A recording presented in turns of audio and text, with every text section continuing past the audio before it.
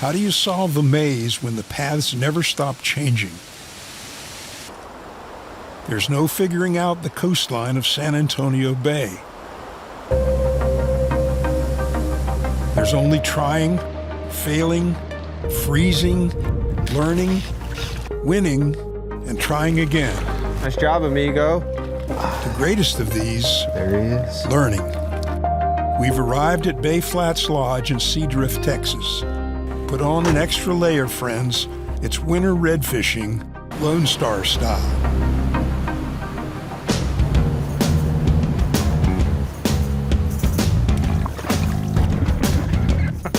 Solid Texas redfish.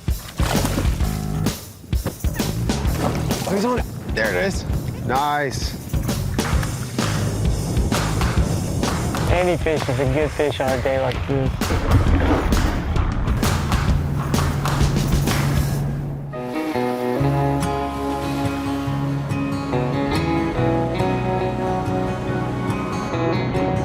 The sea rules over both the past and present and defines the destiny of all life on Earth.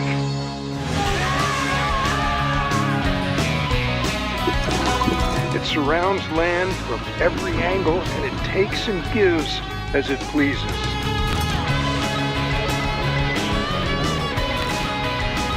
Throughout the ages, humanity has used the sea for sport and sustenance. It's a deep, dark frontier, and there are untold fathoms left to explore.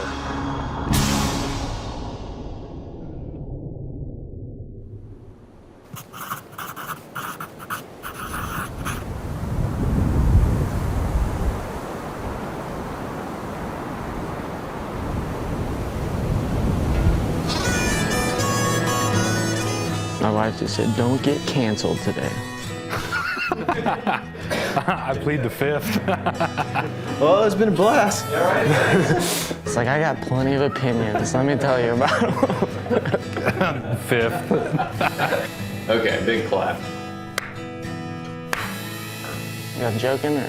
Okay. Look at me for one more second. Where do I start?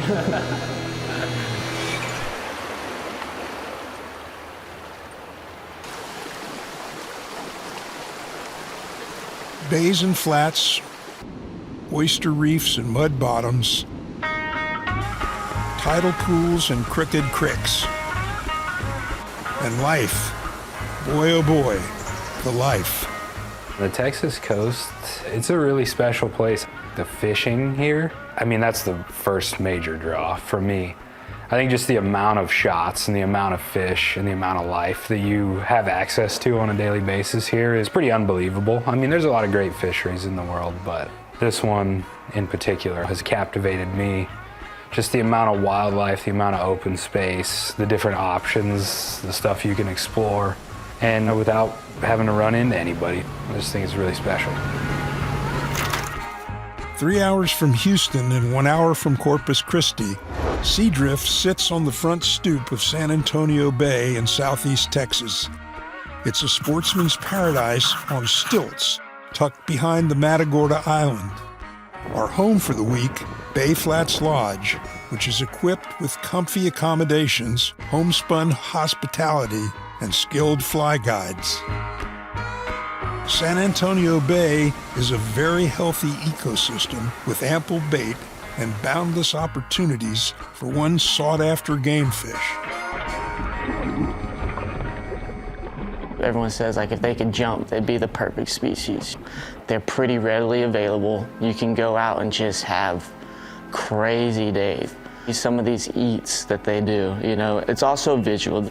We get a lot of targets at Redfish, and then there's so many times you're just like, oh my God, like, did you see that? Their behavior, you know, tailing and crawling and being in pods, it's all so cool to see. In Texas, the star may be lone, but the redfish are not. They're piled up together in deeper water, waiting for an inch of sun to entice them to the surface to feed. Starter, break the ice. See you later, bud. Before we go forward, Let's go back to last autumn. Redfish are targeted year-round and all around, from the Florida warmth to the coastal Bend cold.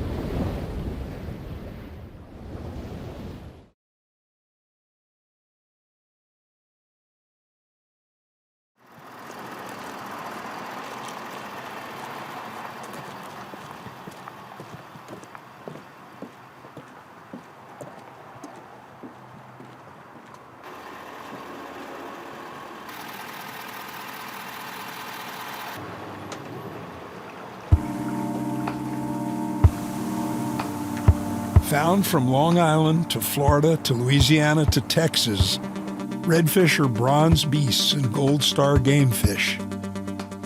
Flies, live bait, spoons, topwaters, cigarette butts, shotgun shells. A hungry bull will eat them all. The summertime or even fall, there's times where they will literally eat absolutely anything, and those are the ideal days. You know, when you come across a pot of fish that are just crushing bait down a shoreline, it's awesome. You throw whatever fly, you can throw anything you want inside the thing, it's probably gonna eat it. Oh, that's a better fish. Yeah, no, they're getting bigger through the day though, so keep going.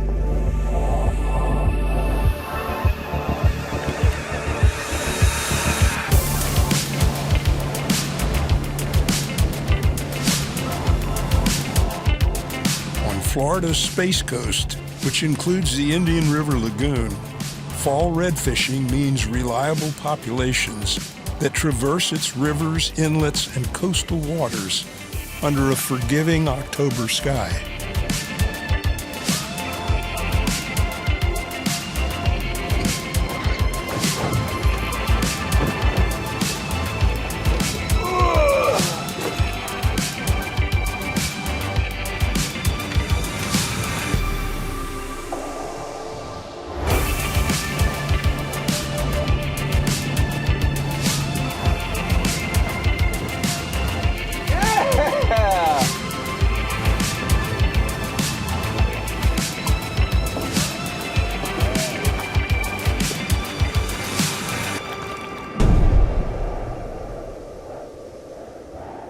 But now it's 3 months later, and we're 1,200 miles due west.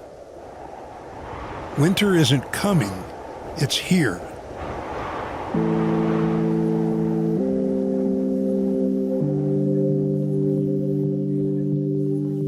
Fishing with conditions, you know, every day is different, and that's kind of cool too. You're never going out there and seeing the same thing.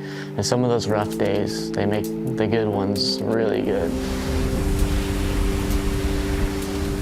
I think that one of the major factors on the Gulf Coast in general is just the weather. The fish here are pretty cooperative and pretty amiable targets, but the wind and the weather, like in the wintertime, doesn't always make for the easiest scenario. But then in between those difficult days, it's like some of the easiest layup fishing you could ever have. Oh, leave it. Bump. Bump. It's a redfish, I'm pretty sure. Yeah, it is.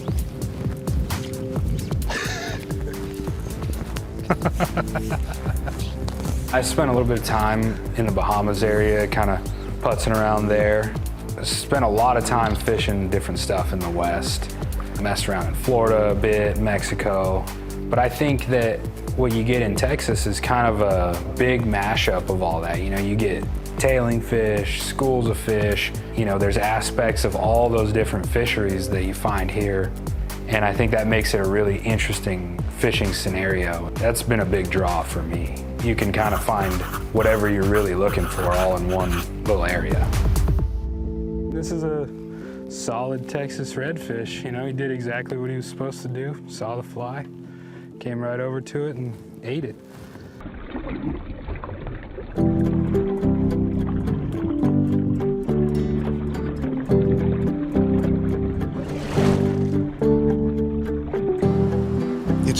blowing across the bay, but the wind stacks up the bait and the game fish take advantage. And so do we.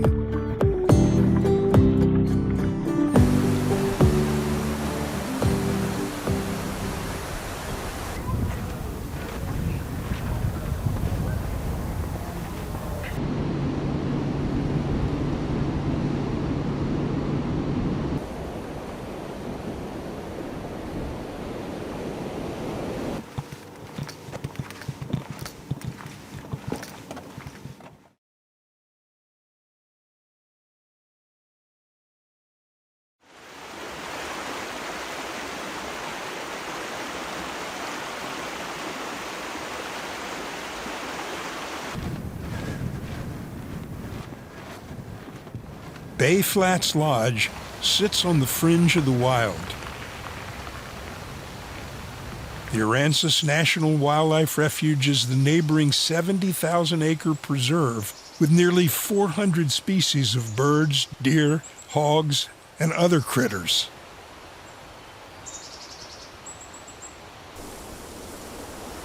San Antonio and Espiritu Santo Bays fill the gap between the Texas mainland and Matagorda Island. The bay's average depth is 4 feet, with the backwaters shrinking to less than a foot. You know, you can pull for redfish and you just never know what you come across. Your day is endless. The only fighting thing here would be your tides. You know, when you have no water in the marsh and pretty much gotta come up with a whole new game plan.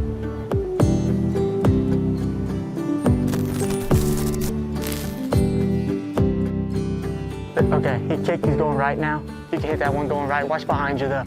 Yeah, 9 o'clock, about 30 feet. Going that dark spot, swimming right. Bump it quick.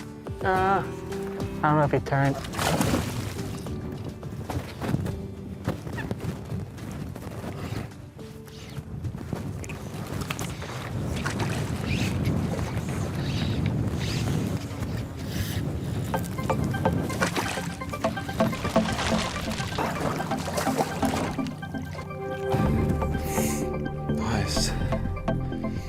So this is pretty much like the fish that we try to typically catch.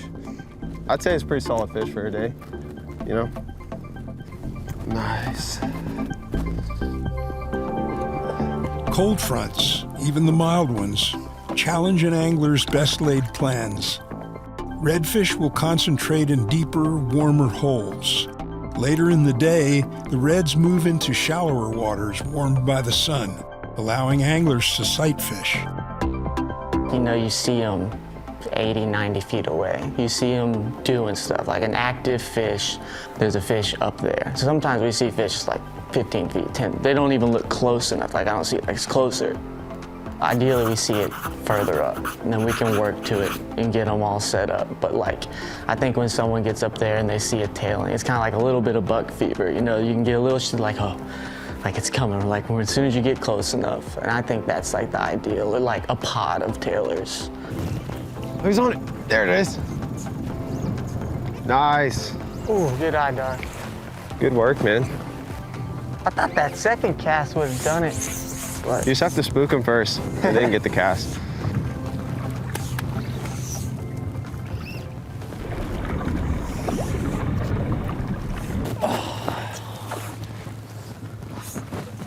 a little. Teach me the ways, Kimosabi. That's the one thing about Texas is like when the water all blows out, it'll stay blown out until we get some other type of event like a hard south wind. So when these fronts come through blowing from the north, they blow water out at just a really rapid rate. And sometimes it beats the incoming tide even. It'll just keep falling right through the incoming. That kind of keeps us out of deep marsh. We got to get a little creative and fish some of the stuff where there is enough water, but where there's plenty of drains. Try to meet them in the middle. Got it. Yep.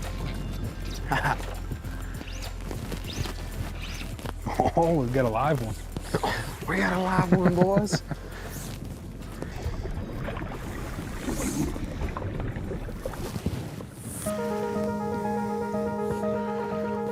That's like a fish taco right there. Yeah, it is. What will our final day bring? No one knows. Just how we like it. Every day is different. You're never going out there and seeing the same thing. And some of those rough days, they make the good ones really good.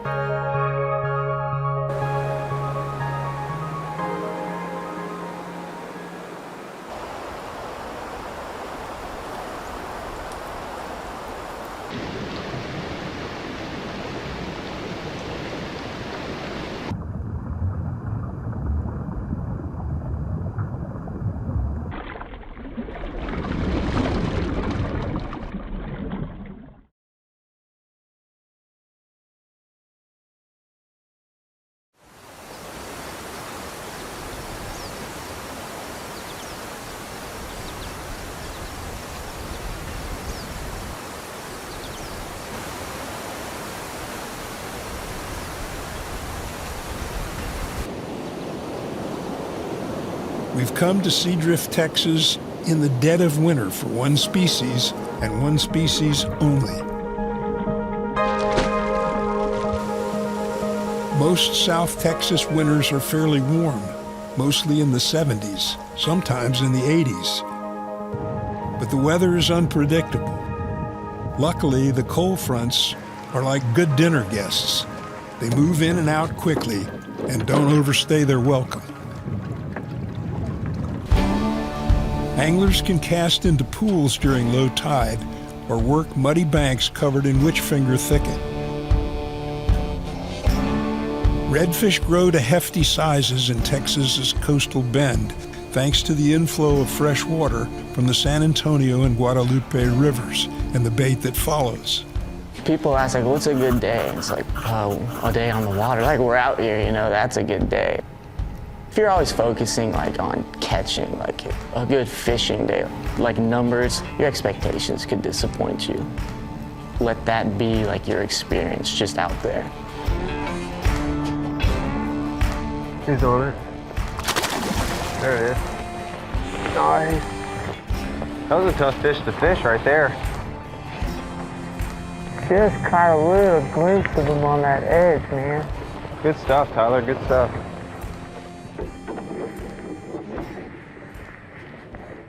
Yeah. Oh, he's got like a little third bar on his tail. I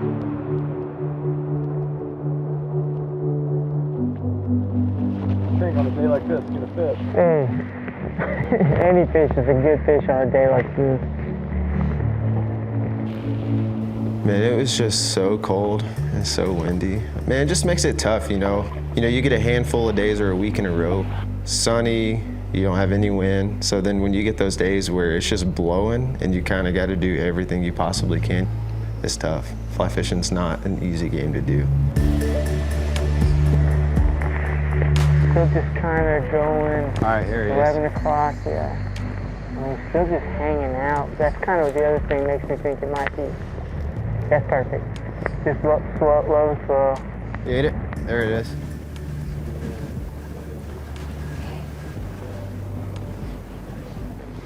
Here you go. Where you bringing it? I'll drag him over here.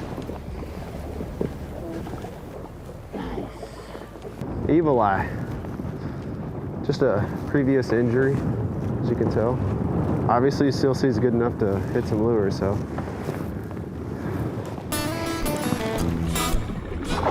There he goes. On the Bay Flats dinner menu, fried quail legs and double-boned center-cut pork chops.